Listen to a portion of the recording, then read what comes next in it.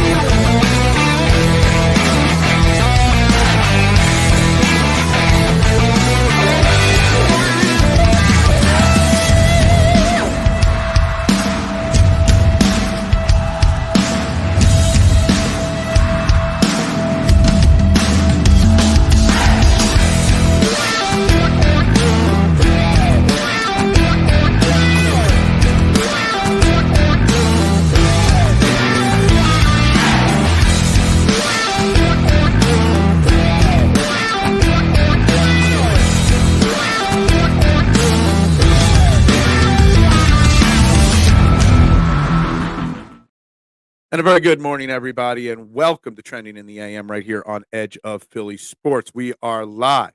Facebook, YouTube, Twitter, Twitch. You know the drill. Wherever you're watching, please hit that like and subscribe and follow and share and retweet, repost. Every button you see on the screen that you're watching on, please hit all those buttons.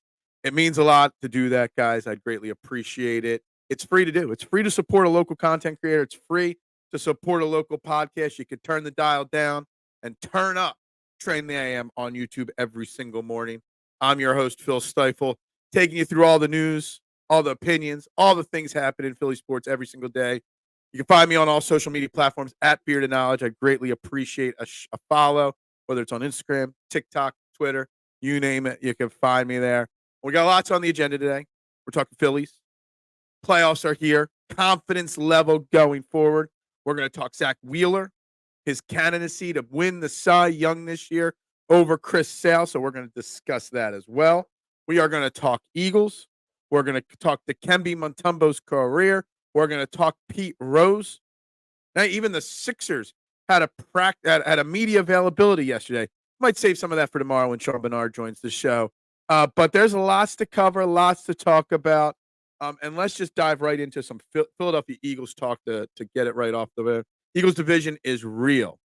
Yes. When I first saw you, I'm like, Eagles division. I'm like, what's he talking about, the division? I forgot what the title of the show was. Eagles are divided. And yes, the Eagles are divided. But we'll get to that in a second. Because something that, wasn't originally part of like the kickoff was I heard a quote from Ray Didinger yesterday. He was on one of the WIP shows. Honestly, I don't even know which one. And he was asked his big takeaway from the Eagles and their loss. And he said, Nick Sirianni, the head coach, for a guy that preaches discipline, fundamentals, taking away the big play, not turning it over, the team is not doing any of it. Somewhere along the line, there's a disconnect.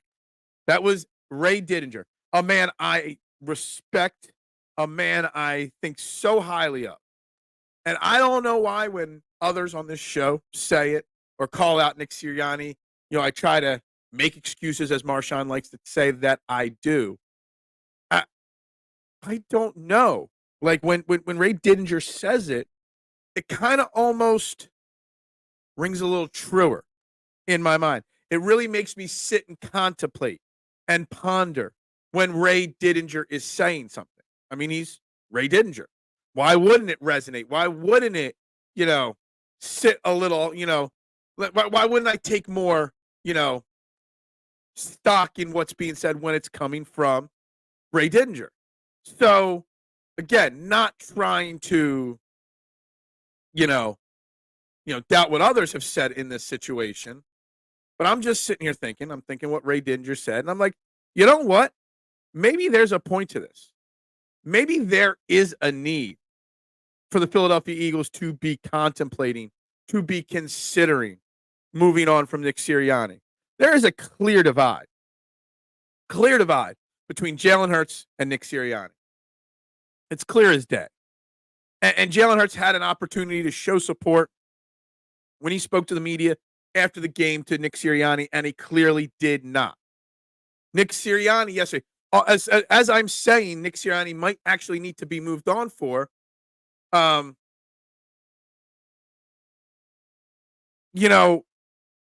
Sirianni takes bullets.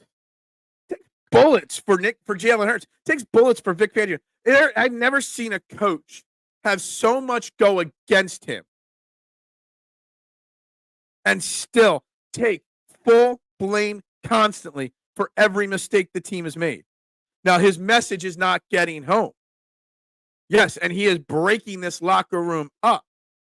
We got things to get into with the locker room and the divide outside of Hurts and Sirianni. But you just think about it.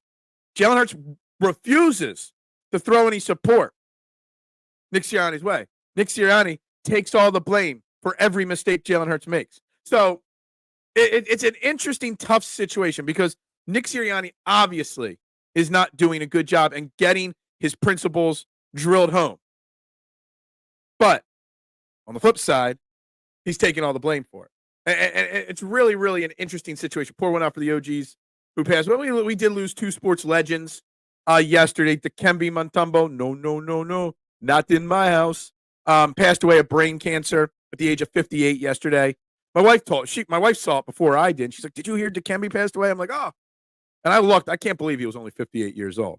And of course, we lost the baseball legend, Pete Rose, as well. And we're going to get into that throughout the show as well because Pete Rose is someone I firmly believe should be in the MLB Hall of Fame because he, 4,100 hits. There's no reason why he's not. So pour one out for the OGs that passed away. Good morning to you, Duck. Hope you are well. You and I are the only ones chatting so far today, but that is okay because I got a lot on my mind to talk about. Head coach for the Philadelphia Eagles are paid to take the bullets. They get millions to do so, but they also paid to coach. It doesn't matter if they lost the locker room. Well, I think it does matter if they lost the locker room because, as Ray Dinger's quote says, I mean, for a guy that preaches X, Y, and Z are all not being dealt with. All are not actually being accomplished. Nothing is getting done.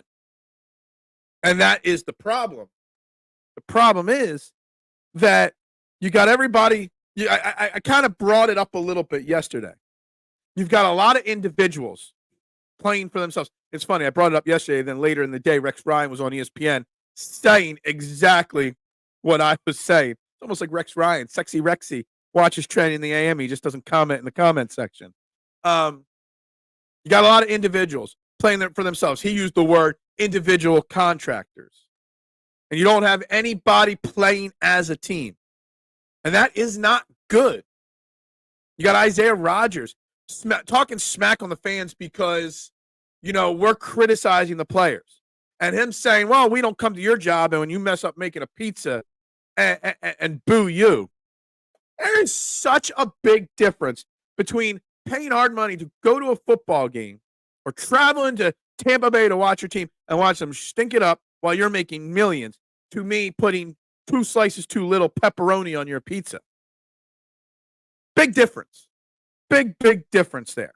Okay? You got Darius Slay chirping about past accomplishments. Let me just get into this one right now. This is something that's really irked me. You got Darius Slay yesterday going on the Micah Parsons podcast making fun of Eagles players, Chauncey Gardner-Johnson specifically. Darius Slay and Micah Parsons being best buddies on a podcast. Now I know rivalries for us fans aren't the same to the players anymore. But come on, leave a little bit, just suspend disbelief a little bit.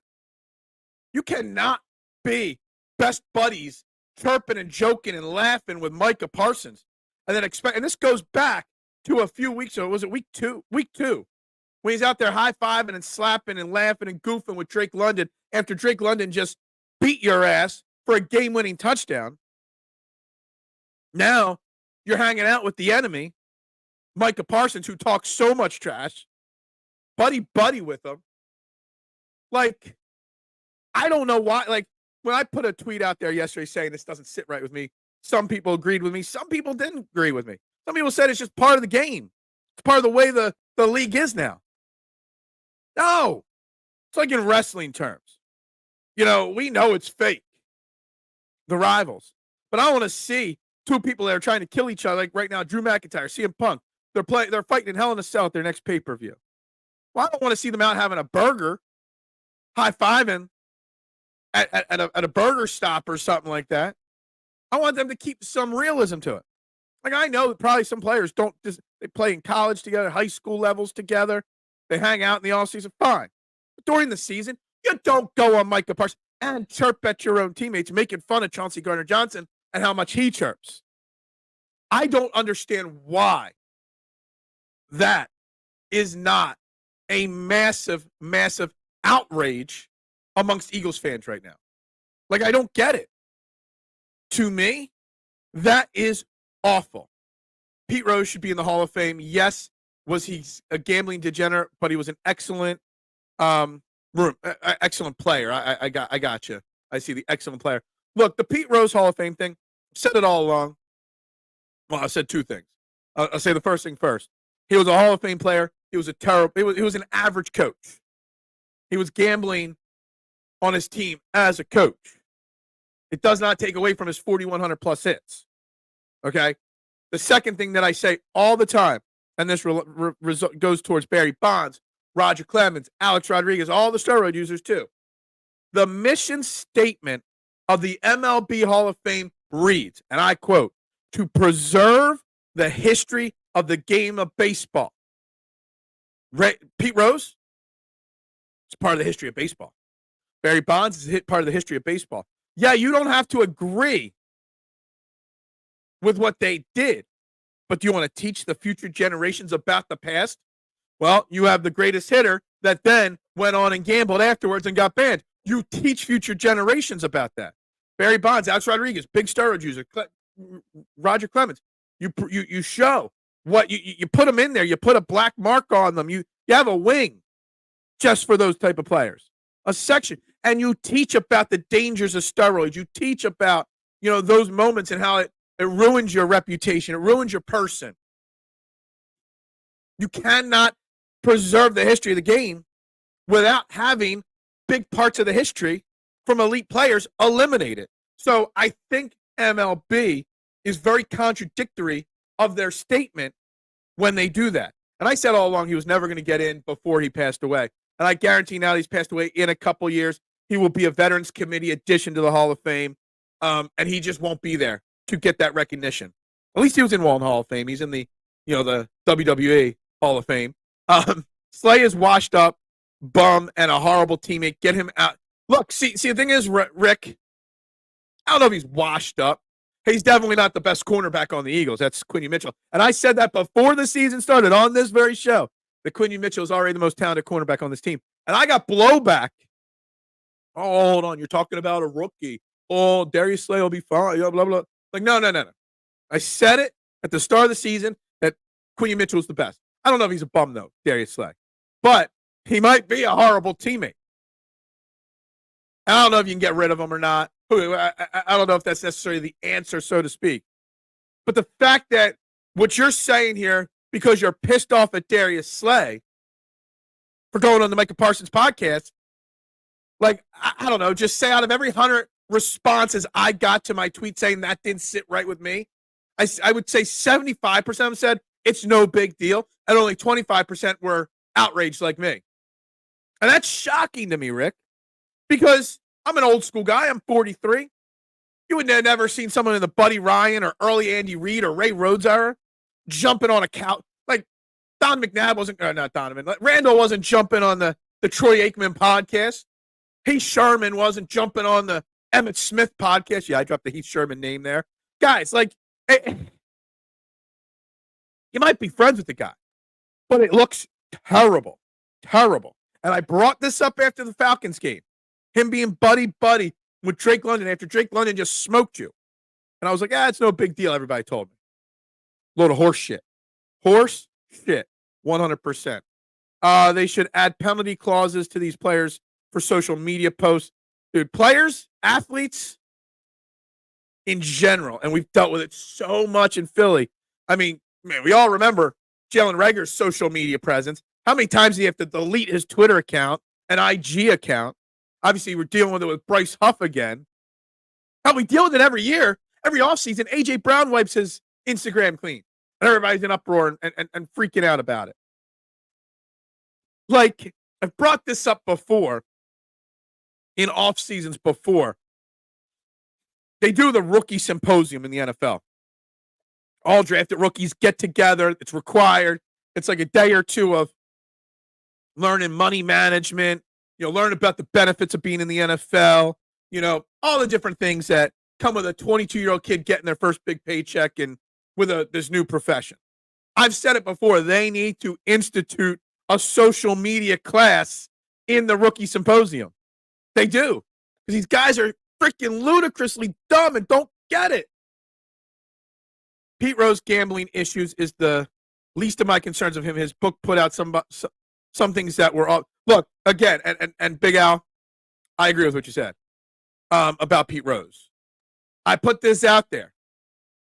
Yes, he was a scumbag, but that doesn't take away from what he did on the field.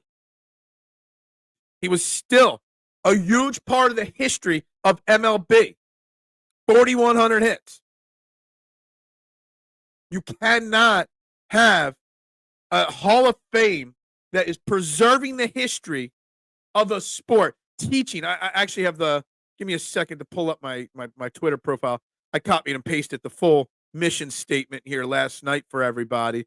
Let me read this. The Hall of Fame's mission is guided by its motto, preserving history, honoring excellence, connecting generations. The Hall of Fame's work aims to deepen people's understanding of baseball's role in American culture, which can lead to greater appreciation and love for the sport. Just preserving history, connecting generations, deepening people's understanding, lead to greater appreciation. Listen to those words. That tells me that Pete Rose belongs in the Hall of Fame. Plain and simple. Doesn't matter that he was a scumbag, a dirtbag, treated women like they're objects. Doesn't matter that he gambled. I mean, all that stuff is bad. But Pete Rose is part of the history of baseball. And when I was about 20, 22 years old, maybe a little older than that because he was still playing. When I was in my early 20s, before this whole gig started of talking, I was against Barry Bonds and Roger Clemens getting into the Hall of Fame.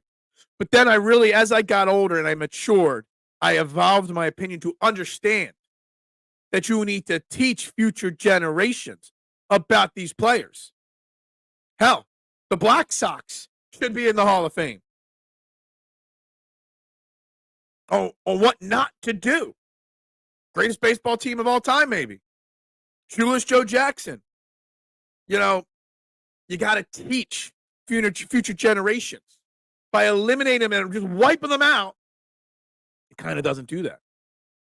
Slay needs to be gone along with Devin White. They are team destroyers. Look, Devin White, I don't think we've talked enough about Devin White as Philadelphia Eagles fans in general, not just on this show, in general this week since Sunday. I mean, a few people have kind of chirped here and there, but it's kind of because they lost, some of the bad stuff that went on behind the scenes are kind of getting swept under the rug, Rick. Devin White, I still firmly believe Devin White will not be on this team in week 6 if everybody's healthy. Okay? You're going to have A.J. Brown, Devontae Smith back, Lane Johnson back, obviously.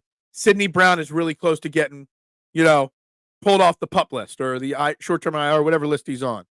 Paris Campbell, you cannot elevate him. You either have to sign him to the roster or you got to waive him, which then if he passed through waivers, you could put him back on the practice squad. They're not, with the injuries to the wide receiver core, they're not going to do that. So who gets cut for Paris Campbell's spot? Who gets cut for Sidney Brown's spot? First name that comes up is Devin White. Writings on the wall, 4 straight inactives, chirping and tweeting about the Buccaneers during the Eagles game. The guaranteed first cut is Devin White. Now, the second cut, that's debatable still. I'm not sure where I'll fall in the who's the next guy. You're not cutting Darius Slay. It's unfortunate. I get what you're saying, but it wouldn't make sense to cut Darius Slay at this point, in my humble opinion. Guys like that are what makes for cracks in the wall lead to collapses. Absolutely. Once you start getting a little crack. But here's the thing again, like I said it on the Eagles Checkdown. I record the Eagles Checkdown, a 10-minute podcast for the Eagles Pinpoll Podcast Network every night. It drops at 4:30 a.m. on their Spotify and Apple iTunes channel. I said for this morning's episode, Jalen Hurts, Nick Sirianni, Howie Roseman, throw A.J. Brown, maybe Jalen Carter, throw 4 or 5 guys in a room, lock them in there, and just hash it all out. Because this team, the leaders of this team, the elite of this team, specifically Hurts and Sirianni, need to figure this shit out and figure it out fast. Because once the cracks start to happen, if you don't patch that crack, it's like the little chip in your windshield. It's there. But if you don't get it filled right away, then you're calling safe light repair, safe light replace, because it's going to spread all over. And you can't have that happening. This team is still a team that has its next 4 opponents a combined 3-13 record. They have an opportunity to still win this division. If I said before the season started that all that's going to happen, and we're going to be 2-2, most Eagles fans would have been happy. So the sky falling mentality of the Eagles, in theory, it's not as bad as it looks. The problem is the dissension, the divide, the cracks in this team are what's causing it. One of the biggest problems of this team is lack of team unity, and guys like Slay and White are 2 of the biggest problems when it comes to unity. Obviously, it's seeming like that. But put Pete Rose in and give his history. He's only human after all, and we are all dirty, dirty creatures. I don't speak for me. I'm not a dirty, dirty creature. I'm just a dirty creature. Don't put double dirty for me. The problem is that these are honors, but to honor someone is not to glaze over their dirty, but to show that even people can achieve, even if they are great or just jerks. Human flaws make us human. That's so deep, Duck. Such a deep thing for a Tuesday morning. October 1st, guys. It's October 1st. Red October starts today. It's deep for 8:20 on a Tuesday morning in October, but I haven't had enough coffee to get that deep, but you're kind of right. But again, as I read the exact mission statement for the Hall of Fame, you are absolutely contradicting yourself by not putting him in the Hall of Fame, by not putting Alex Rodriguez in the Hall of Fame, by not putting Barry Bonds in the Hall of Fame. Yeah, Slay would cost too much to cut. Yeah, exactly. And no one's going to trade for him. I think I'm sure there's a dead cap hit if you trade him as well.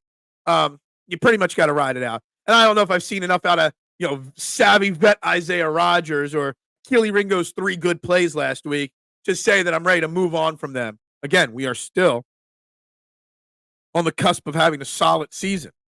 Once you get to the playoffs, you never know. You look around the NFL, the unstoppable Bills got smoked. Every week, the Ravens are 2-2, right now. Every week, you just don't know what's going on. It's any given Sunday kind of league, even more than ever before. So you're not going to trade one of your better players because of that. You're not. I get what Rick's saying now. I understand it. But that's where Nick Sirianni has to put the hammer down. He spoke in his press conference yesterday. And let me get this notes up here. He was asked, how do you try to make adjustments when it snowballs and before it snowballs? And I circled with a little side note, what adjustments, because he hasn't made any. He said, sometimes you got to give encouragement and hope. Sometimes you got to yell. You got to have a feel for it in the moment. Well, he ain't making adjustments, and he got no feel for it. But again, This is the thing where when Ray Dinger spoke yesterday on WIP, it kind of made me sway the opinion. Maybe they should be making a change at the top this week in the bye week before this crack gets a little too out of hand. Maybe a different voice does it for this team. Sirianni needs to be gone because he is not preparing a unified team. Exactly. The team, and he preaches that all the time, and he doesn't do it. The team got better even against the Bucs once they got past the first 10 to 15 scripted. And it's going under the radar again. He was asked about his involvement with Vic Fangio's game plan. He's like, I check in and I listen to it, but I'm also busy working on the offensive game plan. And nobody really freaked out about it anymore. Because again, we realize his fingerprints are too far all over it. That's correct. We are talking Pete Rose, Hall of Fame, yes or no, Bruce. That is part of the conversation as well. And rest in peace to Kemi Mutombo. We'll talk about him a little bit later. Slay is no leader. You never see guys like Dawkins or Troy Vincent throw teammates under the bus or go on Cowboys podcast. That dude is the epitome of a bad teammate and selfish player. I'd be curious to see what you were thinking about him in 2022, though, when we were winning games and going to a Super Bowl. I just don't think there's many other options. When it comes to a bye, should that be a vacation for the team or should they be practicing? I heard an interview yesterday with Saquon. He said the team was off for the bye. I think it doesn't matter what we want or what the coaches want. I think, and I'm not positive on this, Travis, I think the what is it? The Union League agreement. I can't think of the word. The rules dictate that they have to give the team off for the bye week. Now, I think the players are allowed to voluntarily go into the gym to work out. If they're injured, they're allowed to go in to get treatment. But you're not allowed to have any practices or team meetings during the bye week. So there's that to figure out. Taysom Hill is killing my team. No, Taysom Hill is Timu, okay? It's Timu. Isn't that what we learned during the Super Bowl? So I don't think it's a good suggestion for us to panic as we are 2-2. Again, here, this is from Shane Haff's Twitter account from yesterday. Aaron Rodgers took 5 sacks and was 24 of 42 and lost to a team that they only gave up 186 yards to. Justin Herbert, after the opening touchdown drive, gained 20 yards and 2 first downs in his next 6 possessions, only threw for 179. Josh Allen had a key turnover yesterday. Sunday was down 21-3 before a blink of an eye. Threw for only 180 yards. Lost by 25. So Jalen Hurts has been bad. But Jalen Hurts has been as bad as half the quarterbacks in the league right now. There's a lot of bad play going on. I like Nick and hope he can fix it. Well, I'm losing faith in Nick, and I'm losing faith quickly. And when somebody like Ray Dinger says what he said yesterday, and I'll repeat it for those that weren't here for the first 5 minutes of the show, he was asked, Ray Dinger, on WIP yesterday, what is big takeaway? And he said, Nick Sirianni, for a guy preaching discipline, fundamentals, taking away the big play and not turning the football over, the team is not doing any of it. Somewhere along the line, there's a disconnect. End quote. Now, when Ray Dinger, Hall of Famer, says that, it makes me think that maybe the blind faith we've had in Nick Sirianni is just not working out.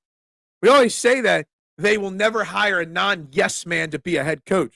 The problem is the non-yes men that they hire to be head coaches don't have the skill set to be great head coaches, at least for long.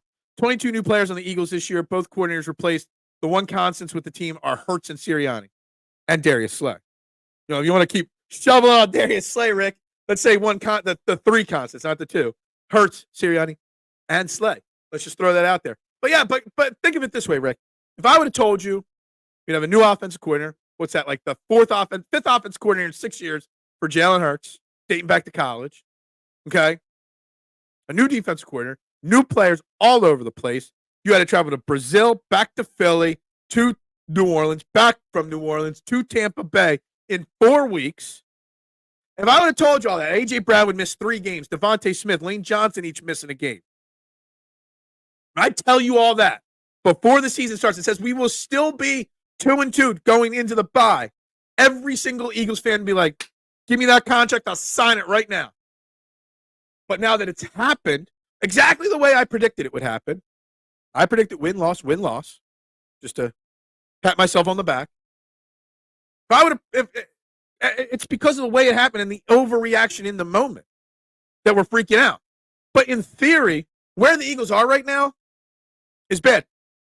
We should be more concerned about the divide and the fractured and the bad teammates and the individuals performing versus a team performing, for sure. It's frustrating. Phil, I say yes, that Pete should be in the Hall of Fame as he is a good, now I don't know if he's a good man. He might be a scumbag, but he's a huge part of the history of baseball. And he was one of the best hitters in all time. We don't win the 1980 World Series without the addition of Pete Rose. They could use the Philadelphia Eagles, some Charlie Hustle on their team right now. I feel the PED users should not be allowed. Why? They're still part of the history of the game. That's the thing. You have to teach future generations. By not talking about them, you're not teaching future generations. Barkley is our killer, get out of jail free card, and we are not asking him to as much as we should or could. Duck spot on. I mean, I went over the stats yesterday. I don't have the box score up anymore. I think he had 10 carries the entire football game. And I know we lost by 17, but we were never really truly out of the game till late in the fourth quarter. So there's no reason to get away from the run.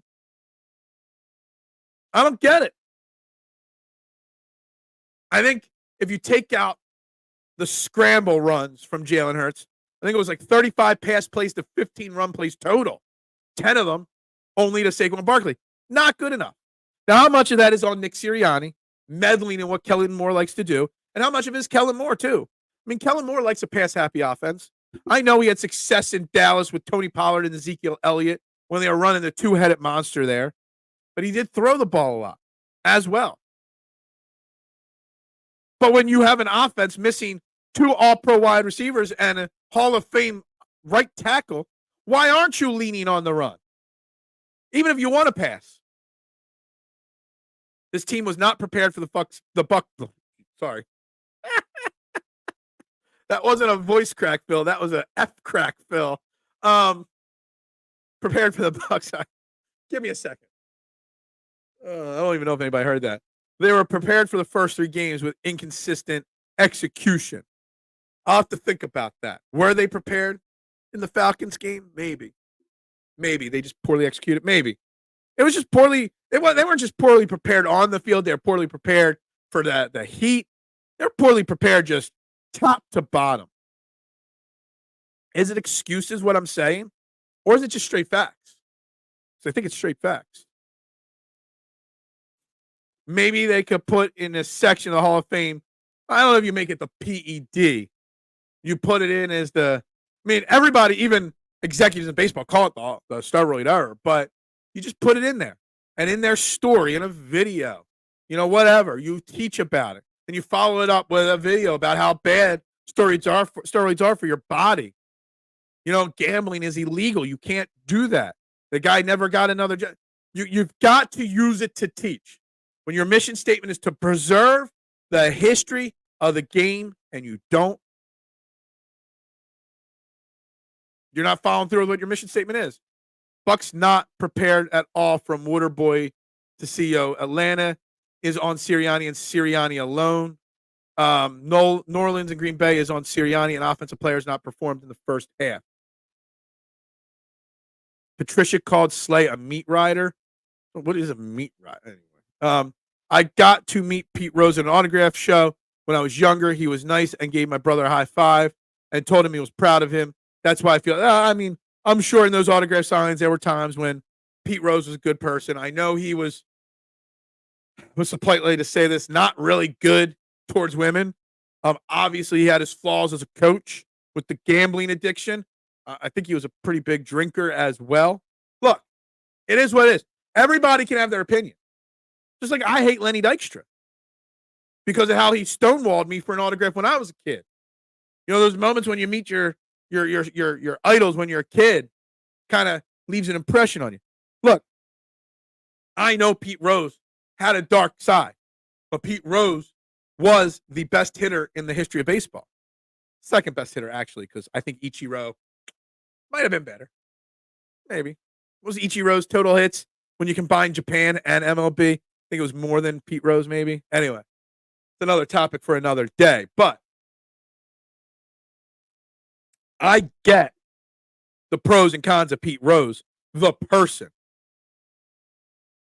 The legacy of Pete Rose, the baseball player, cannot be questioned. The legacy of Pete Rose, the person, can be questioned. The legacy of Pete Rose, the player, cannot. You've got and look, it's going to become one of those things where Pete Rose gets in eventually, now that he's gone. And I don't know, does he have kids? I think he's got a son, right? That's what Eduardo Perez broke the news on ESPN last night and said he heard from Pete Rose Jr., I think he said. I didn't even know. I don't know. Someone's going to go up on stage to accept the award for him, the recognition for him. And if I was that person, if I'm a family member and I had to go up on stage and accept for my father or my uncle, I'd be making a statement about MLB holding it out till after he passed away. Because that is just some crazy ass shit, basically. Pete, but the autograph cost a lot. It costs a lot. Yeah. So my Lenny Dykstra story, I've told it before on the show. I'll tell it for anybody watching that's not heard it. I was like 13. I was a freshman in high school. I was out to dinner with my uncle. There was only 2 tables sat in the restaurant. It was a rainy night out in Devon on the main line.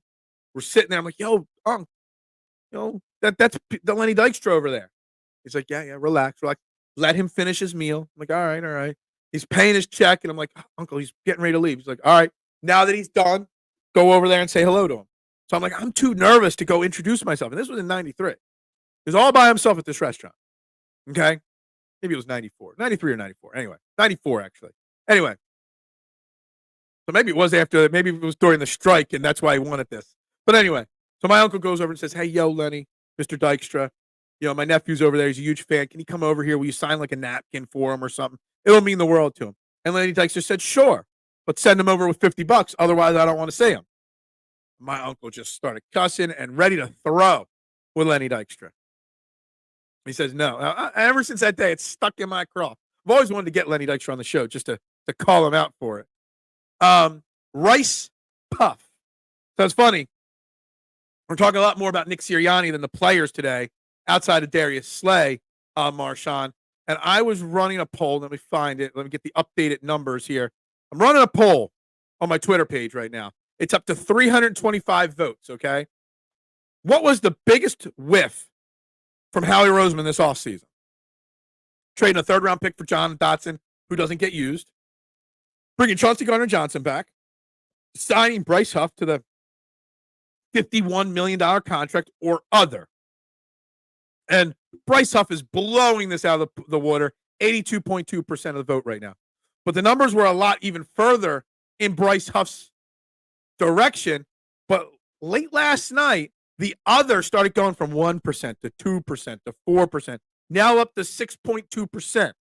And why is that? Because New Day Rock. Now, because people realize maybe the biggest mistake of the offseason was bringing Nick Sirianni back. And while I've not been for it, Marsha, and you're just getting to the show now, while I'm not for it originally, all of a sudden, after I heard Ray Dinger talk yesterday, a switch has clicked in my mind. It's not to knock you because, you tell me certain things, I disagree. And if Ray Dinger says something that you say, now I believe it because Ray Dinger said it. Well, yeah, Ray Dinger's Ray Dinger. He's a Hall of Famer. You're not. But it's almost like the Nick Sirianni firing train might be a more realistic theory to discuss than we realize.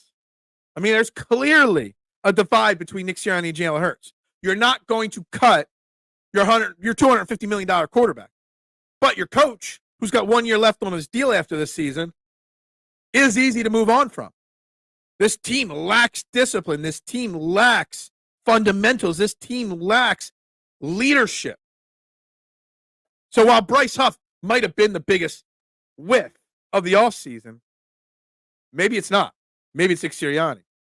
Darius Slay is a captain on this team. Not even Detroit made that mistake, and they were again. I don't know when you got into the show. If you're just getting here now, we have talked a lot about Darius Slay because it sits really badly with me that he's out there goofing around and joking with Micah Parsons on his podcast, making fun of Chauncey Gardner-Johnson, goofing, cracking jokes. Yo, there is no world where it's okay for a Philadelphia Eagles player in the season to be on a Dallas Cowboy Players podcast. First off, why are players doing podcasts in season? Shouldn't you be focused on work, on the game, when you're getting your asses smoked? When you're making Baker Mayfield look like he's freaking Tom Brady reincarnated in his prime? Looks like 50 touchdown to Randy Moss, Tom Brady, Baker Mayfield.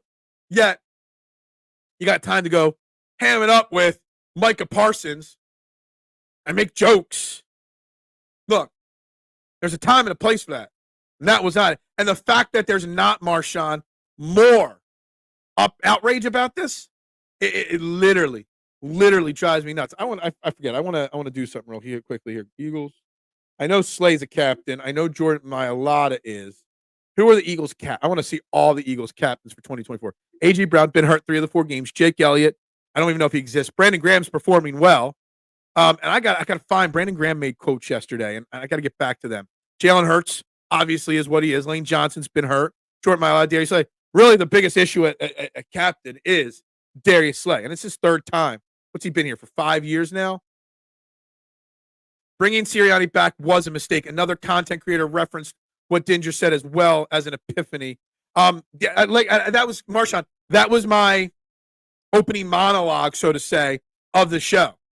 I know we're talking baseball. We're going to talk a little bit about Phillies and the playoffs here in a few minutes. I gotta skip Payless hot take of hot takes today to get to later in the show. But when Ray Dinger said it, and I've read the quote multiple times, Nick Sirianni, for a guy that preaches discipline, fundamentals, taking away the big play and not turning over the football, the team is not doing any of it. Somewhere along the line, there's a disconnect. And something about when someone, it's like, there's probably like 3 or 4 people out there that could say something in sports, period, that would influence my opinion to change like that. And Ray Dinger is one of them, Marshawn. I mean, I got his autographed encyclopedia up there. I mean, and I've actually read it, okay? I don't read many books. I've gone through that entire book, all right? Shout out to Nick. It was like a great birthday present many years ago. Anyway, and it's good that other people are picking up on this quote. Again, I don't listen to WIP. I saw it on Twitter as them, I think WIP's Twitter account shared out the clip or something like that. But the problem is, like, it has been, I think that's a great way to put it, an epiphany. And while I don't agree with firing a coach 4 weeks into a season, I don't think firing a coach mid-season really makes a difference. The biggest mistake of Howie Roseman's offseason might come down to the Nick Sirianni retaining. Let me tell you something. If this team doesn't get to the NFC Championship game and they keep I still think the Eagles are going to win 11 games on pure talent alone.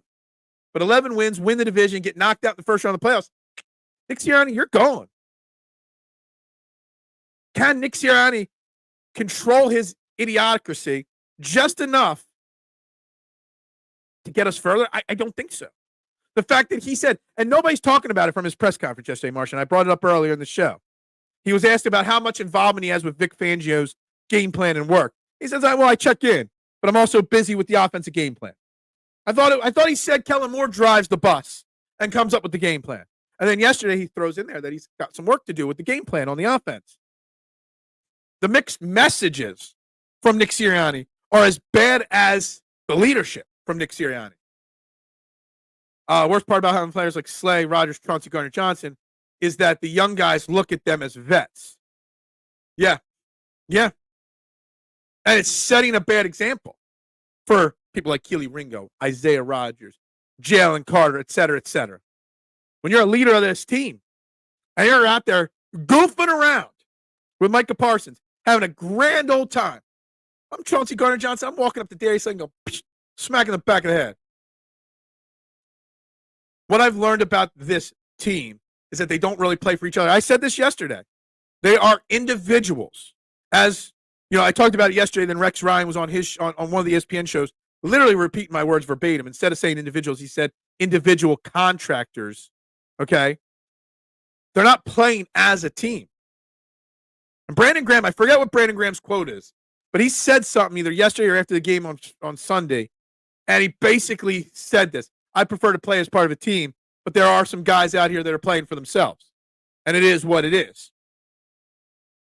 Yeah, look. Eric, I agree. I was willing to give him a chance. I don't know, something about, the Super Bowl still ringing true in my mind in 2022. But I'm admitting, I'm standing up. Hey, I'm wrong. I may have been wrong on Nick Sirianni. Leadership is lacking. The fight on this team does not exist. Nobody's prepared for their job. Nobody excels at the bare minimum requirement like tackling and ball security. Yeah. But it all starts with the first word. Leadership is lacking. All the other things fall into place if your leaders are doing their job. And not just the player leaders, the captains. I'm talking about the coach. Okay? Y'all need to lay in your beds and reap what you sow. Long live Matty B. Look, Matty B, the one thing you got to give me credit for, Matty B. Look, I stand up and admit my mistakes. I may have been wrong on Nick Sirianni. And no offense to you or Marshawn, who've been telling me the other side. When Ray Dinger says it, it holds a little bit more weight to it than when Matty B says it, just so you know. Phil, Ray Dinger personally autographed the Eagles Encyclopedia for me, too. Also had a drink with him. I've never met him. My friend got me a birthday gift a couple years ago, and he went to a signing, surprised me, bought the book, and got it autographed for me, and says, "Happy birthday, Phil," from Ray Dinger, go Eagles, or something like that. And so it's personalized to me, but I didn't get to meet him. That would be like the dream of all dream interviews to get one day on this show or on this channel. If I could find a way to get Ray Dinger, if anybody's got a contact, to get Ray Dinger on this show, that would be the dream of all dreams. Just to talk to him, just to pick his mind about his 3,000 years of football experience. Yeah, he's one of the. If I was talking about people in football that hold weight in me, it would be Ray Dinger. It would be Merrill Reese. I don't know who else. If I had to pick my three most trusted voices of what they say hold weight, but Ray Dinger and Merrill Reese would probably be, maybe Ron Jaworski a little bit. Ron Jaworski's getting a little, I don't know, maybe not anymore. Probably one of the coolest interviews I've ever had on this show. Well, not on this show, another show I used to do. He can't get his team to the playoffs. He doesn't do anything during the bye week. The moment we face adversity, we fold. Look, you're not wrong. Phil, don't ask Matty B for validation. I'm not asking him for validation. Well, I kind of said, look, I'm admitting that I may have been wrong. I never said Matty B was right. I just said I may have been wrong. He's an all-time great and Hall of Famer. Yeah, absolutely. Probably the great. Probably, I don't know. If I think back like the last 35 years, I listened to sports talk, sports debate, media coverage of teams, coaches, executives, a couple names from back in the day like Stan Hockman.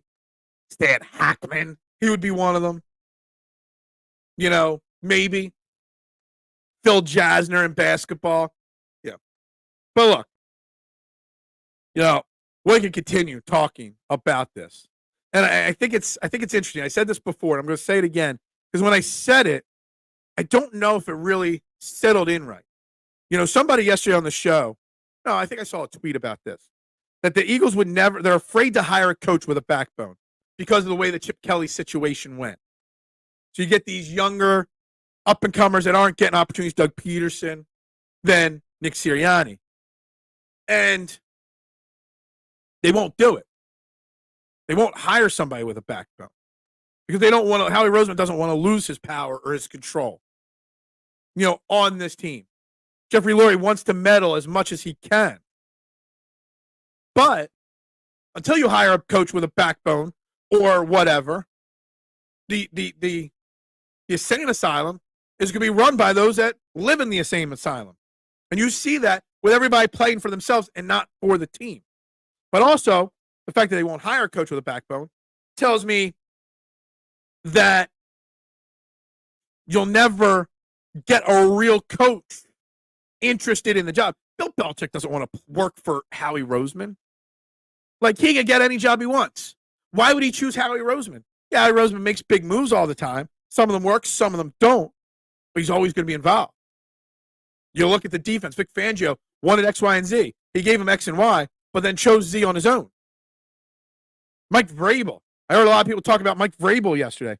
Mike Vrabel don't want to work for Howie Roseman and have him meddling in every single decision. Who's active on the game day roster and who's not? Can this team hire a defensive coordinator from Spag's staff? Yeah. Instead of going the Vic Fangio tree and then the actual tree of Vic Fangio, maybe we should go from Spags. But see, the thing is, the Vic Fangio style, the problem there is that's what Jeffrey Lurie wants. That's what Howie Roseman wants. So they're always going to keep hiring that style because that's what they think is the best way to do it. Even though, Spags has won, 47 Super Bowls as a defensive coordinator, with the Chiefs now, in a row. No, let's not hire that from his staff. Eric Carr, you do hold weight. You do, my man. Offensive coordinator from Andy's staff. No one in the history of football knows football better than me. Really? I see. Howie doesn't have to lose power. He just needs to listen. He knows that he can't draft. It will only make him better. Look, I don't know if he can't draft. He's made some really good draft picks over these. And yes, see, here's the way I look at how he's drafting lately. He hasn't drafted bad, but the culmination of the draft picks together don't fit the team and don't fit together. Like Jalen Carter and Jordan Davis, they're good draft picks. If we didn't pick them, someone else would have picked them right away. But when you have, like drafting Jordan Davis and Jalen Carter back-to-back years when you needed safety, drafting 2 cornerbacks in a row this year. Cooper DeJean's healthy now. He played 1 snap in week 4. 1 snap. It's his philosophies on what to draft, not who to draft. That's the problem. I'm not sure if that makes sense or not. I'm not saying he doesn't know how to evaluate talent. It's he doesn't put the right piece. You've got to draft and free agent sign a team. You got to build a team. He just builds players, or he just picks players. I like that player. I like that player. No thought process if those 2 players fit. Philly always has been a 4-3 defense, always. I don't even know what they are now. Are they a 5-2? I think. Is that even a thing to be your base set? Be a 5-2? Nickel, I think that is. I don't think Sirianni has any say on personnel. I don't think he does either, Barb. And I don't think that's a good thing. Just so you know. I do not think that's a good thing at all. One bit. That's the way it should be. It shouldn't be. Vic's style is obsolete. Obsolete. Delete. Can we just delete Vic Fangio style? Look, I don't know if on this show, but on Twitter, when Vic Fangio was hired, or when Vic Fangio's name even came up in conversation, I tried to tell people, y'all want this Jim Johnson clone as your defense coordinator, but y'all want Vic Fangio. I told everybody, Vic Fangio, it's going to be even more conservative and more frustrating. I said this. Kennels, everyone told, no. You're getting a creator instead of a disciple. You sow what you reap. Y'all wanted Vic Fangio? You got him. And there are going to be games like New Orleans where they play great. And there's going to be games like Tampa where they play like shit. Because he's got one style of defense. He does not know how to adjust. At least with Sean Desai, when he was in still control last year, he'd have a terrible first half defense, adjust at halftime, and they pick it up in the second half. When Howie misses, he misses more than a married woman. All our D is no for is improving QBRs for the opponents. Maybe. Like I guess our guest isn't coming on today. I don't know what happened there. Supposed to come on like 25 minutes ago.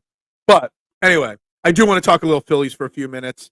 I wanted the DC of the 49ers who got fired after the Super Bowl. I don't even know. I don't know. We railroad Desai. I thought he was decent. I think this is interesting. I want to talk a little baseball here in a few minutes and mention the Sixers tomorrow. Sean Bernard, he won't skip on me. Sean Bernard will be on here tomorrow, and we'll talk more Sixers tomorrow. But we can touch on Sixers in a little bit. We can talk about the Phillies in a few minutes and Zach Wheeler in a few minutes. This is the thing. Now, I criticized the hiring of Sean Desai because he had 1 year in his career as a defensive coordinator, and it was a bad year. I think it was with the Chicago Bears. That he was just terrible in 2021. But Sean Desai, he might not have game planned well, but he pivoted mid-game really well.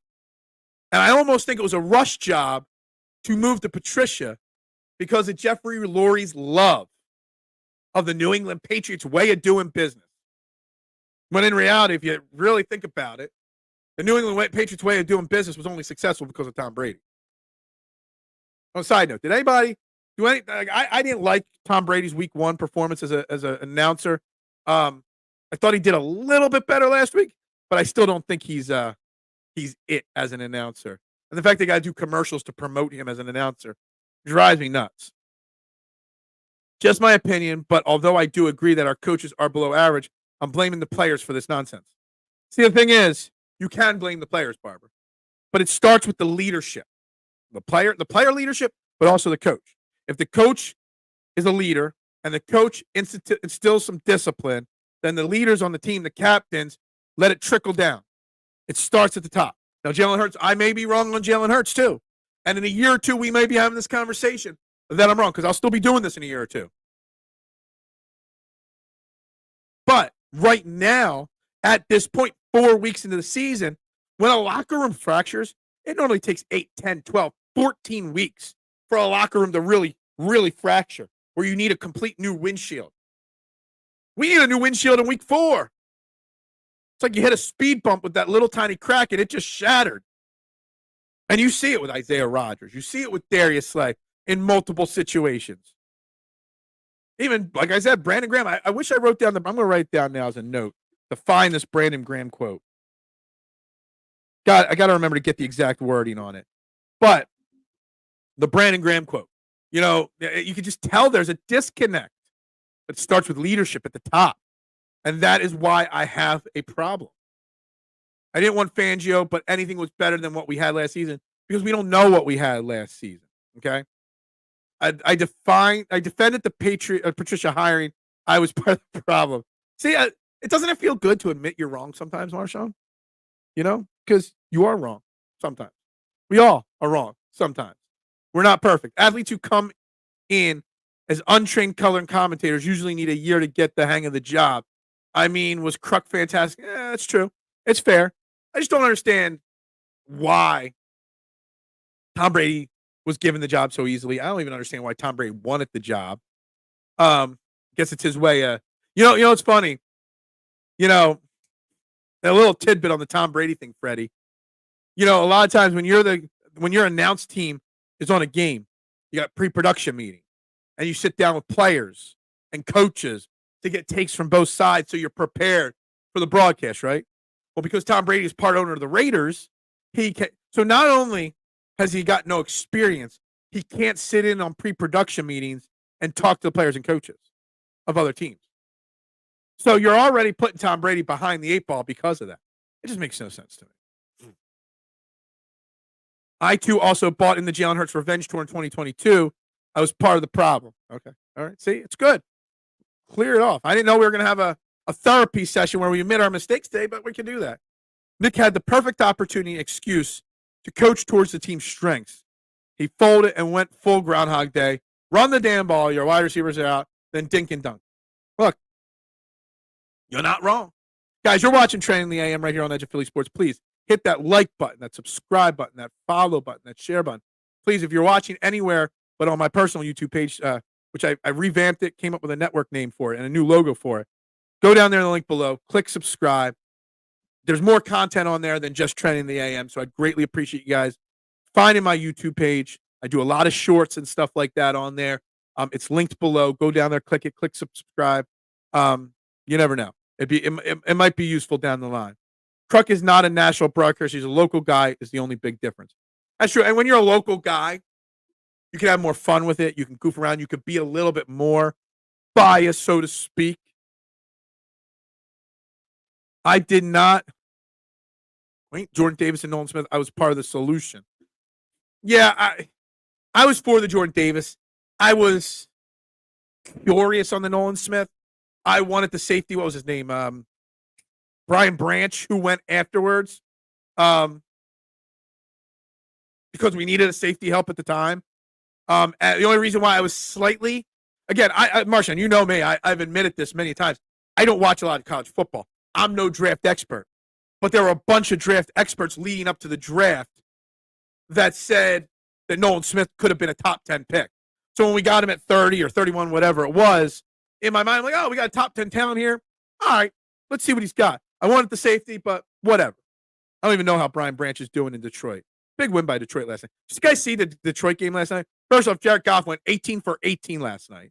And then they ran a version of the Philly special, and he caught a touchdown pass. Imagine that. Copying the Philly special. This is Training the AM's version of Festivus. We tell what we have been wrong about, and yeah, we always do this. Oh, geez. What is that? I can't even tell what kind of a logo that is. It's probably a Cowboys fan. I can't tell.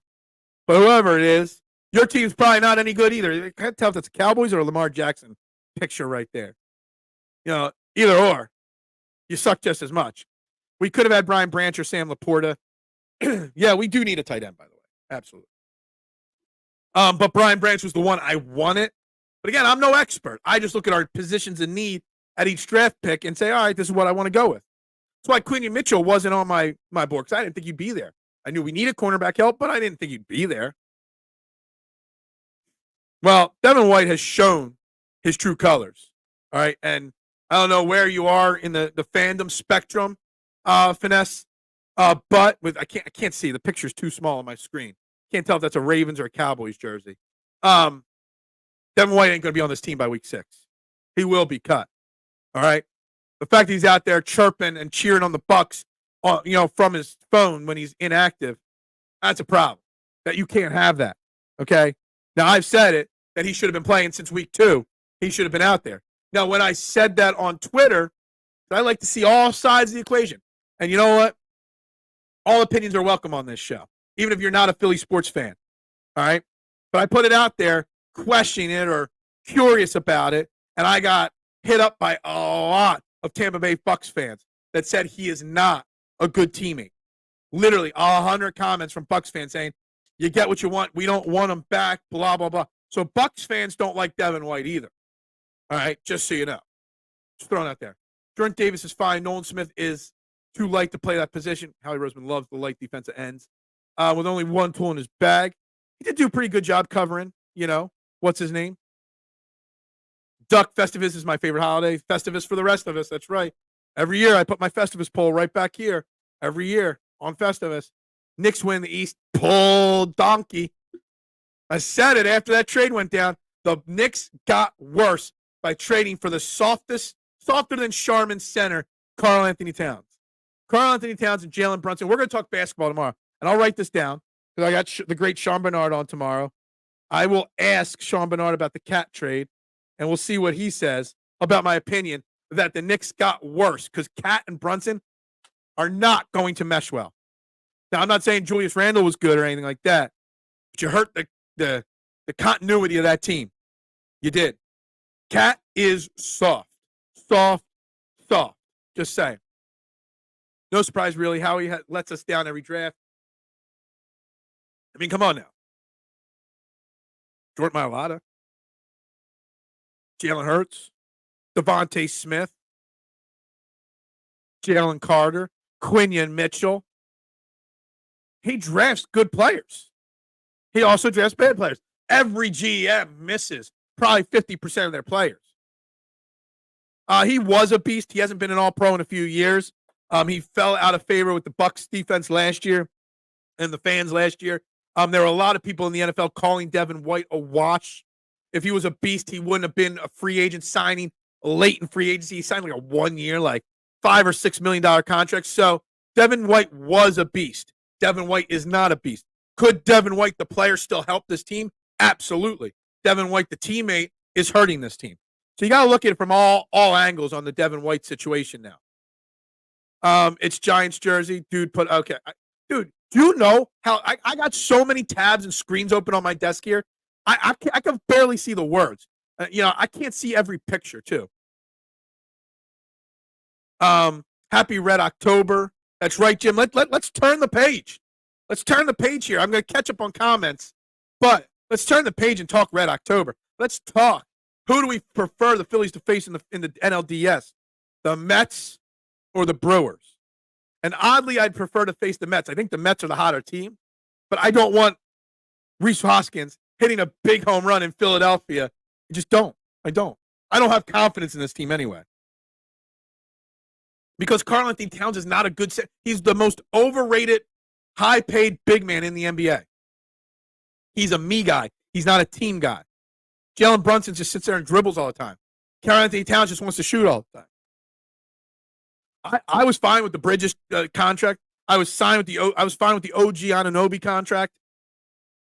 I think you guys were. I would have actually predicted maybe a first or second seed for the Knicks before the Karl-Anthony Towns trade. I just have such a negative opinion on. I can look at the NBA and all sports objectively. I do not like Karl-Anthony Towns. I still think the Knicks are a great team. I still think in the Eastern Conference they finish ahead of the Sixers. Maybe they battle for the 3 seed or the 2 seed, but I do not see the Knicks getting better with Karl-Anthony Towns. He is not a good player. Now, I can agree with this. He's better than Julius Randle. I don't want to turn this into a Knicks podcast here, but he might be on paper a better player than Randle, but he's not a better teammate. I don't even know what kind of teammate Randle is. He is not a good teammate. He's a ball-dominant guy on a team that has a lot of ball-dominant players. I just don't think it's going to work. And I don't know. Doesn't Karl-Anthony Towns and Tom Thibodeau have issues from the past? Just saying that. I love that the Knicks panicked. Absolutely. Look, somehow I want to talk Phillies, but we're turning this into, a Knicks conversation. He misses too much for a team that needs to be challenged for the Super Bowl. Yeah, maybe. Let's go Yankees. Yeah, well, look, you're talking to a Phillies fan that's very realistic, that knows his team is struggling. Barb, that's the smart answer. The Phillies probably should want to face the Brewers. The Mets are red hot. I didn't watch much of any of the Mets game, but I saw the highlights. I mean, nobody wanted to win game 1 of that doubleheader, and no chance. I don't think the Mets or the Braves stand a chance in the wild card round. The fact that they had to play a doubleheader yesterday, then get on planes and travel and play again today, it sucks for them. But it's going to be very hard for them to win their series. So we'll probably face the Brewers. But I want to ask a confidence thing. We face the Brewers. Are we confident that the Phillies can win a series against the Brewers? Zach Wheeler. I want to talk Zach Wheeler. Chris Sale yesterday backed out and didn't play. Got scratched in the last second. Chris Sale is the prohibitive favorite to win the Cy Young, but he skipped that last game, that clincher. He hasn't pitched in 2 weeks. Zach Wheeler, I want to give you a Zach Wheeler stat here, okay? He pitched in 32 starts. Pretty much every year in the Phillies, he's pitched 32 starts. The guy's durable as can be. 25 of his 32 starts this year, he went 6 innings or more and gave up 2 runs or less in 25 of 32 starts. Let me explain this about Zach Wheeler. He is the first pitcher in baseball to accomplish that in 9 years. He's the first Phillies pitcher to do it since Steve freaking Carlton. I don't think we understand how great of a season Zach Wheeler truly had. And Chris Sale probably was a more dominant pitcher this year, big picture, but he wasn't there when it mattered most for his team.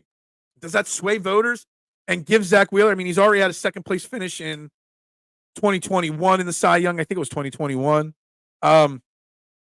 The guy's probably one of the best free agent addition pitcher-wise in the history of the Phillies. James Naismith is the only one that knows basketball better than me. Oh, really? You're really high on yourself today, DJ Mista.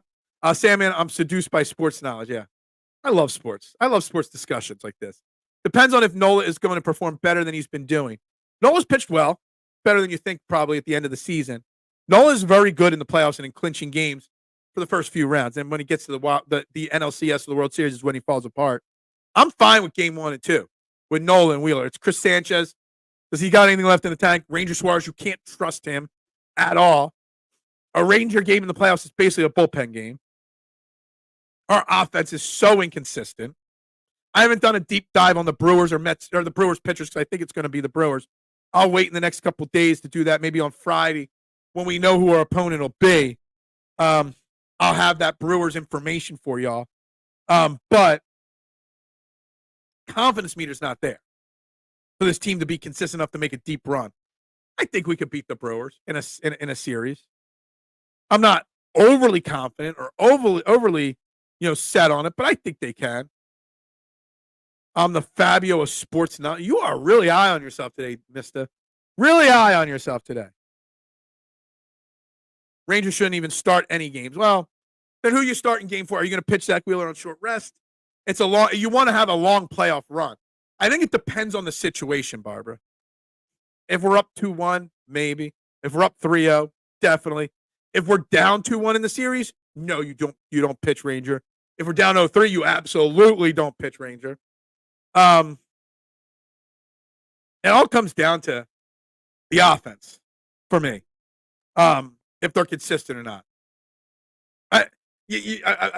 When I think about my confidence in the Phillies entering the playoffs, I look at the fight the Mets offense had late in the game, yesterday in game 1, when they were down 6-3 in the 8th and they came back and took the lead. Then Edwin Diaz blew it, and then they came back again in the 9th. Like the Mets, I'm not trying to say the Mets offense is better. What I'm saying is, if the Phillies are down 6-3 in the 8th inning of a baseball game, do we have the confidence that their offense can flip a switch and just blow out the other team's bullpen? I don't know. I'm not sure. I don't know if they can or not. You must have had a gallon of coffee with that much sweat. He's got the swagger. He has got the swagger this morning. He does. Since Pete Rose transitioned to the Ancestors, should we be allowed? He's probably going to get in the next 3 or 4 years. And it's a shame that he didn't get the opportunity to be honored while he was on this earth still. But he will probably get the post-mortem, honor. It's a shame. It's a shame. If you're a Giants fan and you're worried about Hurts, you worry about Daniel Jones, okay? Worry about Daniel Jones a little bit, okay? Just say. Not even gonna engage a Giants fan when he's talking trash on my quarterback when his quarterback is Daniel Jones. So back to the Phillies here for a second. We getting a quarterback. Who you get? Archie Manning? Boom. Yeah. Anyway, Phillies. Confidence meter. Will we be paying attention to the Brewers-Mets series? I mean, I'm going to keep a little bit. Whatever. I'm not turning this into a New York podcast here. I just had a vision of Fabio with his long flowing hair and muscular body. Really? Every woman I've ever met has said they don't understand the hype about Fabio. So, should have been in the Hall of Fame for a decade at this point. I agree. And look, he's handled himself poorly in certain situations. I get it. But again, we've talked about it all show. Preserve the legacy of the game. Preserve the history of the game. Mission statement of the Hall of Fame for baseball. And they don't do it by not putting him in. He'll get in. And I don't remember if it's Pete Rose Jr., if he's got a son or whatever. When he gets in and I'm up on that stage accepting the award in his honor, the recognition in his honor, I'm taking on that mic and be like, yo, MLB Hall of Fame, F you for not putting my dad in sooner. That's what I'm saying. I'm making a point. Maybe not like that. Yeah, I haven't really decided yet who's going to win it all. I think the Yankees are probably right up there in the top 2 or 3. I think baseball would probably love a Yankees-Dodgers World Series. Ohtani on the big stage, against the Yankees. Hope the Dodgers go down in the first round, just so I don't have to worry about West Coast game times. As a Phillies fan and a guy that gets up at 6:30 a.m. to talk to you crazies every single day. Fabio's great. Every person I've ever talked to disagrees with that. It's not swagger. I'm just, yeah, well, okay. You're crazy. I'm crazy too.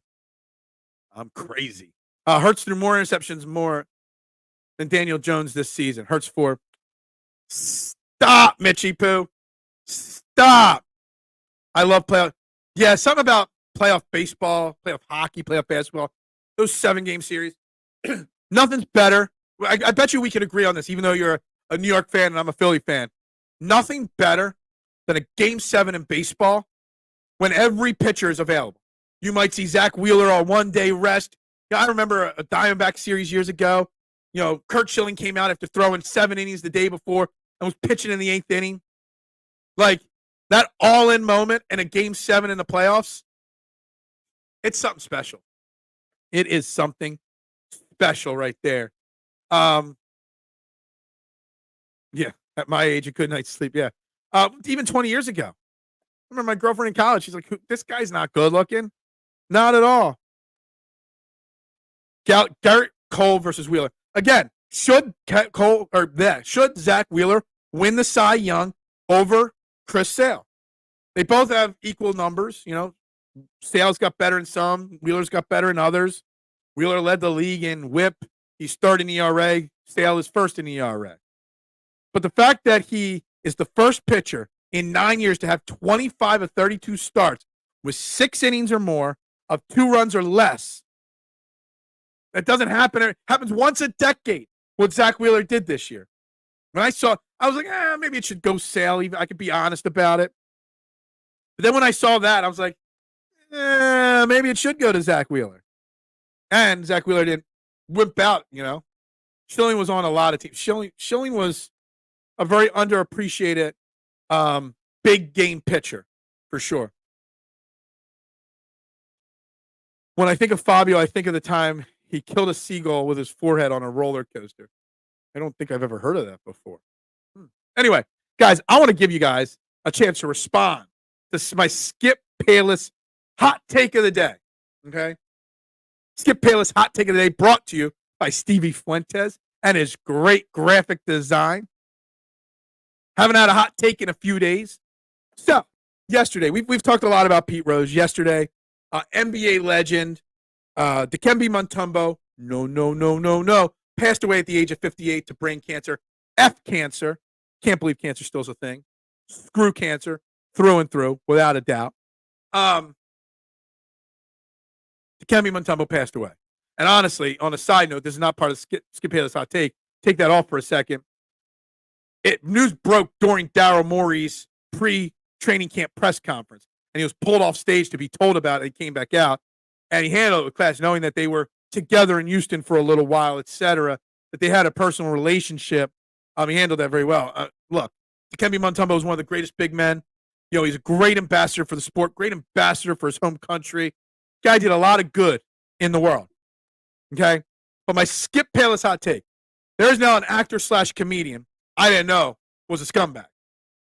And after I posted his tweet about Dikembe Mutombo passing away, I shared it out, and everyone told me and taught me that he's been a scumbag for a long time. Rob Schneider is a scumbag. And if you didn't see it, all right, I'm going to pull it up because I shared it. I'm going to pull up my Twitter page real quick. I want to make sure I put this out there and get his quote right. Rob Schneider said, after the news of Dikembe Mutombo passing away, rest in peace. I'm sure that it's just another coincidence, but you took the jab, and I'm glad I didn't. I guess you should have listened and not gotten it either. Rob Schneider took the opportunity to make a vaccination jab, pun intended, to Dikembe Mutombo after he just passed away of brain cancer. Dude, you're a scumbag. And you deserve all the hate. You deserve to never work in Hollywood again if that is your personality. And if he's in another Adam Sandler movie, you know what? Adam Sandler, bad on you for giving that guy another paycheck. I didn't know that his daughter disowned him, and this kind of stuff's been happening for a while. Didn't know he was going to schools in person and knocking on their doors to tell them to let me in to talk to you about look, I don't want to make this a pro or anti-vaccination thing. But the fact that he chose the moment right after a humanitarian legend, NBA legend, passed away of brain cancer to make a vaccination joke a COVID joke just proved how much of a scumbag he is. And I'm glad he made the joke because it brought to light how much of a scumbag he is. So my Skip Bayless hot take of the day, I need a new graphic that says Skip Bayless, scumbag of the day. The scumbag of the day is Rob Schneider right there. And I don't care who knows it. Astros, Phillies, Orioles, D-backs, Red Sox. The D-backs didn't even make the playoffs, so Hurts and Jones both threw 4 touchdowns this season. Stop. Todd Green, good morning to you, my man. Hope you are well today. We got 10 minutes left on the show. We're talking Phillies playoffs. We're talking Eagles divide. And now we're talking about Rob Schneider being a scumbag. Yeah, you know what, Barb? It does sound like something that I don't even know if Aaron Rodgers is that as much of a lowlife that he would even say something like that. I'm pretty sure he's not even that bad. Just so you know. Yeah, I wish. I need it. I need the money. I do. Be a busy day at the shop. Maybe I'll make some money today. You never know. Anyway, had to throw that out there. But, let me look at some more of my notes here from Nick Sirianni's press conference. I posted shilling teams. Oh, sorry, I missed that. I'm not getting the groove. Wife can't stay. Look, I didn't know. I didn't know he was such a scum. But thank you. Normally when I post something, I get like loads of responses. They're attacking me or telling me I'm an idiot. I got a lot of responses that I had no idea who or how bad he was. And I learned my lesson. I'm not an Aaron Rodgers fan, but I don't think he would tweet that on a person's death day. Yeah, he might wait till the guy's in the ground, then tweet it out, Look, Aaron Rodgers, I can't stand the guy. Aaron Rodgers, you think there's a divide between Jalen Hurts and Nick Sirianni. Well, guess what? There's a divide between Aaron Rodgers and Robert Saleh as well. And who are the Jets going to choose? Their 67-year-old quarterback or their coach? At least in Philly, you could choose Jalen Hurts because he's younger and there's time left in his career to turn it around. Aaron Rodgers, this might be it for him in New York Jets land. And we'll talk about it because we will have Nick Faria on Friday, who he's an Eagles fan, but he covers the Jets. So we'll talk football in general, and we'll ask him about Aaron Rodgers and the Jets. Fangio outdated scheme. Absolutely. You're not going to get any disagreement from us on that. Not at all. At all. Todd says, will Sirianni be fired between now and the end of the season? If he is not fired this week, which I doubt he is, I'd put it under 10% chance that he's fired this week. The only way he gets fired before the end of the season is if we go on a massive losing streak. If we're going into week 16 and we're, 4-10 or something like that. That's it. Like, they're going to ride it out to the end of the year with Sirianni, most likely. Because, look, let's be honest. This team has a lot of talent. You can win despite coaching sometimes in sports. That they have their next 4 opponents are combined 3-13. They're going to sort of turn it around, sort of get on a run before they have that tough stretch with Baltimore and Dallas, etc. The season is not lost. If I would have told you everything that happened this season so far, Todd, the travel, the injuries, all of it, and we were 2-2, you would have been like, that's a pretty good outcome for the first 4 weeks. But in the moment, it doesn't feel that way. Fangio was the shit when Jim Mora was coaching. What was that, like 67 years ago? Jalen Hurts has 5.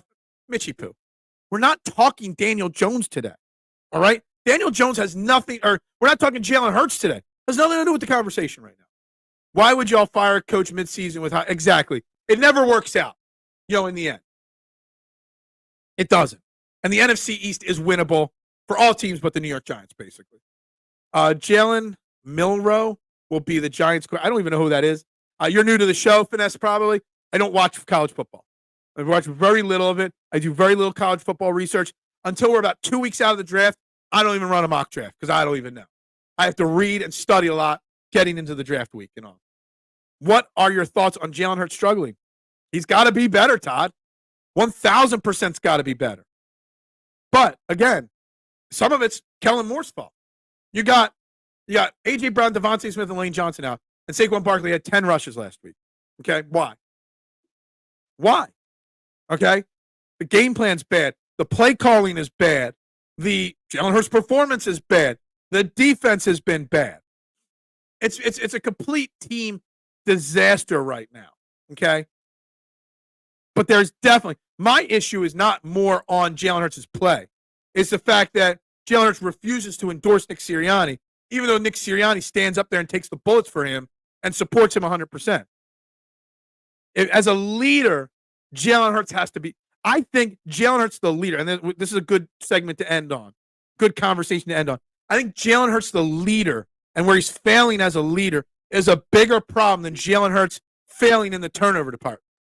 Because when your quarterback, the leader of your team, stands up there and says, whatever, about Nick Sirianni, and doesn't take any, bullets for his coach,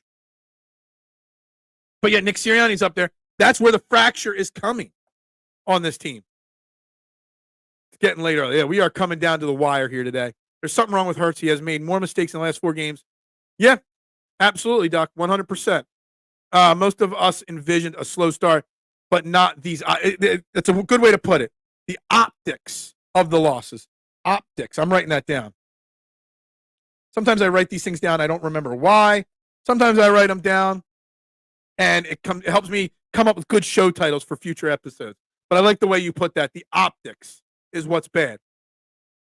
Saquon not winning ish. Well, Saquon is fantastic. Milroe is a clone of Hurts, Alabama quarterback. Okay. I wouldn't have known that.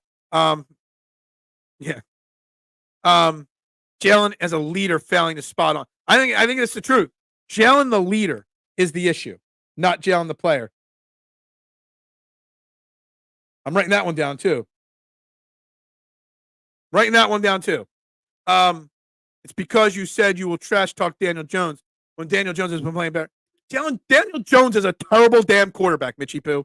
I'm going to take your fan card away from you if you think Daniel Jones is even remotely on the same planet, the same stratosphere, the same Milky Way as Jalen Hurts. All right? People tell me I don't know ball all the time. I'm closing my book for the day. I'm done.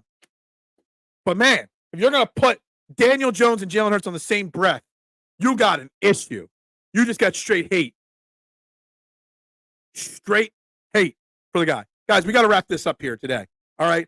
There are a few new people watching. Make sure you hit the like and subscribe button. Depending on where you're watching, please, I'm asking each and every one of you, look below in the description. You'll find the Trending the AM YouTube page. Click it. Click subscribe there as well. Great way to watch other content of mine, but also, for the future, you never know. Everybody, check it out. I greatly, greatly appreciate it. Phil makes some good pizza. I do make some good pizza. I got a lot of pizza to make today. I do. Fox's Pizza, Kennett Square, PA. Come check it out. Come say hi if you're ever in the Kennett Square area. During this period, Hurts' calm is not what he and the Eagles need to be entered. Yeah. Agreed. Mitchie Poo.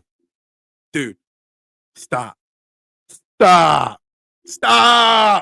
don't even want to have the conversation. I'm not going to let you ruin this beautiful October 1st day. I'm not. Daniel Jones leads with his head when he runs. So whatever, yeah. Hurts is doing exactly what Sirianni is telling him to do, and Howie is telling Sirianni what to do, and ChatGPT is telling Howie what to do. I love it. Now that's crazy, but that might be your most accurate statement of the day. What are your thoughts on Saturday? Well, tune in tomorrow. Tomorrow we're live every day, 8 a.m., 90 minutes every day, Todd. 8:30 tomorrow morning, Sean Bernard, who works for Fox Philly, the Gambler, and like 400 other sites because he's one of the hardest yet working young up-and-comers. He was at the media day yesterday taking notes and asking questions. We are going to talk a lot of Sixers tomorrow with Sean Bernard right here on this show. So you're not going to want to miss tomorrow's show, Todd. So make sure you hit subscribe. Make sure you hit follow. Make sure you're following along, okay? Did any of you – I did not do any ad reads today. Anyway, with that being said, we're going to wrap it up. Guys, it's ring the bell. Red October is here. It's go Birds. The season is not over. And as always, guys, it's bubbles up to y'all. Have a great day.